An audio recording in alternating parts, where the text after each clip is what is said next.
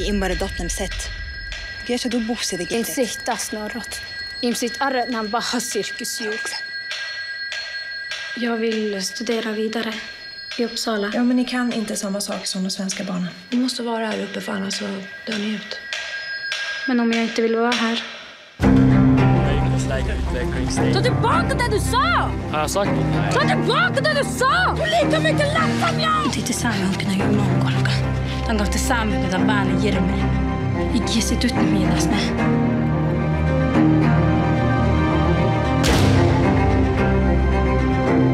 Är det inte du som är från Lappland som Niklas träffade? Men då kan ju du jojka, joddla, jojka.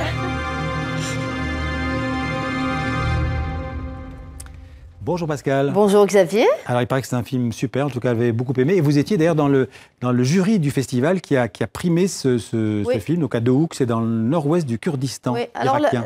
Alors la décision c'était à l'unanimité. Moi j'ai rarement été aussi émue par un film. C'est l'histoire de cette jeune Sami qui essaye de s'affranchir de ce peuple lapon, on dit maintenant Sami, de ce peuple qui vit de manière tout à fait traditionnelle dans le nord de la Suède.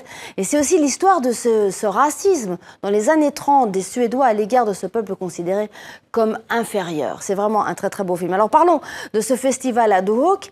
C'est un peu dans le nord du Kurdistan, le mini-Cannes kurde. Vous voyez, on est à moins d'une heure de Mossoul. Eh bien, il y a montée des marches, tapis rouge, belle robe. Le festival est soutenu par la France. Vous voyez sur ces images le consul qui est accueilli par le président du festival, qui est aussi en fait le gouverneur de la province de Dohuk, qui est une personnalité importante, surtout en ces moments. On le voit là parler, présenter le festival en ces moments politiques troubles. D'autant plus important, Pascal, qu'effectivement aura lieu demain probablement un référendum pour décider de l'indépendance du Kurdistan irakien. Et c'est dans ce contexte que vous étiez là-bas au Kurdistan. Oui, alors au Kurdistan, vous savez, en fait, la politique et la culture ne font qu'un. C'est-à-dire c'est le même combat pour la défense de l'identité des Kurdes. Et donc, ce n'est pas du tout un hasard si le président du festival et le gouverneur est aussi un indépendantiste convaincu.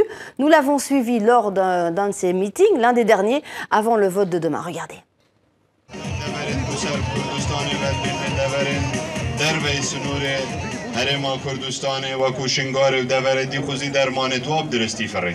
Comme vous le voyez derrière moi, la campagne du référendum pour l'indépendance du Kurdistan n'a pas du tout été suspendue, malgré les demandes officielles de Bagdad, les demandes des voisins iraniens et turcs, les médiations européennes et américaines. Les autorités kurdes continuent de mobiliser leurs troupes. Les Kurdes en Irak représentent 7 à 8 millions de personnes. Ils ont le droit de décider pour eux-mêmes, et pas que les autres décident pour eux. Si on nous attaque, la communauté internationale a le devoir et l'obligation morale de nous défendre. Et si elle ne le fait pas, nous nous défendrons nous-mêmes, comme nous l'avons fait depuis des siècles. On quitte le Kurdistan pour revenir à Paris sur les pas de pas n'importe qui de Boris Vian. Oui, alors Boris Vian, on ne le présente plus, on le connaît plutôt pour L'écume des jours, J'irai cracher sur vos tombes. Là, c'est la réédition d'un de ses romans peu connus qui s'appelle L'automne à Pékin, qui ne parle ni d'automne ni de Pékin, mais qui est un très bon roman. Et surtout son adaptation en BD qui est totalement nouvelle, chez Futuropolis par les frères Gridbrizzi. C'était l'occasion pour notre reporter, Carla Boy, de visiter le dernier appartement qu'a occupé Boris Vian, de 53 à 59 avec sa deuxième compagne, épouse, Ursula. C'est une visite guidée. Cet appartement se situe au sud du Moulin Rouge. Vous allez voir, c'est assez spécial. Ils étaient voisins de Jacques Prévert. Visite guidée et la version longue est disponible sur notre site internet. Regardez. La direction de l'établissement informe les génies méconnus que le manque de place ne lui permet pas de les recevoir. C'est là où Ursula et Boris arrivent en février 53 avec quelques caisses en carton et même pas en bois et avec 2-3 valises. Ils sont locataires, mais pas locataires de n'importe qui, ils sont locataires quand même du Moulin Rouge. Ursula est danseuse, le Moulin Rouge c'est quand même aussi de la danse, bien sûr. Et finalement un quartier aussi où il y a beaucoup de musiciens, beaucoup de créateurs et donc ça va très bien à Boris. Et aussi un quartier qui est extrêmement populaire. Ici il va s'organiser comme une espèce de symphonie de ballet entre ce petit piano qui fait monter par des copains, ce petit piano bastring qui va s'acheter à crédit, cette guitare que son frère va lui offrir, guitare lyre tout à fait incroyable qui servirait après pour composer des chansons.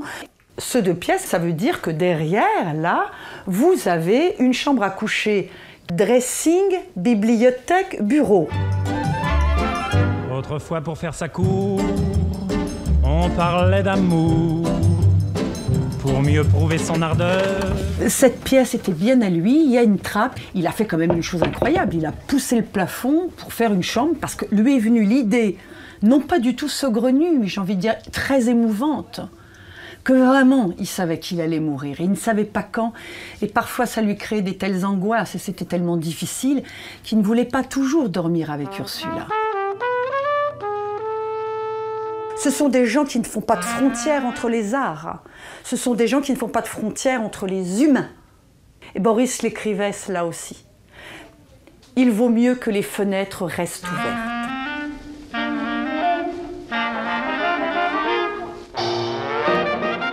Pascal, on termine par un décès en Belgique. Eh oui, Joe Ekmin, fondateur du Théâtre 140, une personnalité du monde culturel bruxellois, nous a quittés. Il était âgé de 86 ans.